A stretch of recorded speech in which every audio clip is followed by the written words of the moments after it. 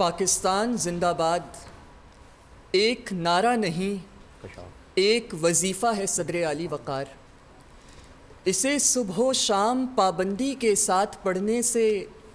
ہمارے خون کی گرمی میں افاقہ ہوا کرتا ہے۔ بہادر کی مائی راجہ بیٹے کو اکثر یہ لوری سناتی ہے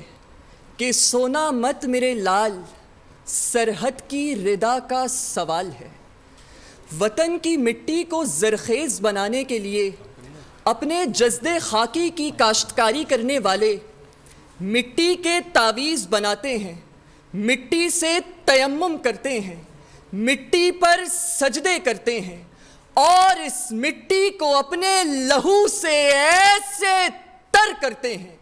کہ ادھر مٹی کے منہ سے نکلا اف اور ادھر سے آواز آئی کہ آج وبا کے موسم میں تورخام بارڈر پر میجر محمد اصغر کا نکاح مٹی کے ساتھ حق مہر شہادت کے عوض قبول ہے، قبول ہے، قبول ہے کہ ہم سوئے نہیں کئی راتوں سے، اے جانے وطن سو چاند بجھے، ہمیں نیند اسی دن آئے گی جب دیکھیں گے آباد تجھے۔ جہاں غرور سے مراد وطن کے لیے جائیں، وہاں غرور کا سر نیچا ہوا نہیں کرتا صدر اعلی وقار۔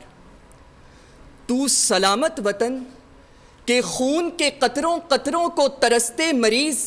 جو قرض رکھتے تھے جان پر،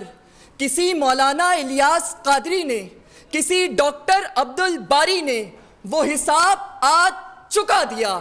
تو سلامت وطن کہ جو اکیلا ہی چلا تھا جانب منزل، مگر جب دکھی دلوں کا سہارا بنا تو سارے منصار برنی ٹرسٹ کے ساتھ لوگ آتے گئے، کارواں بنتا گیا۔ تو سلامت وطن کہ جب حب الوطنی سونے لگی تھی تو آئی ایس پی آر نے ملی نغموں سے ایک جذبہ جنوں بیدار کیا کہ آنکھوں کی سرخیاں ہیں عزائم کا اشتہار،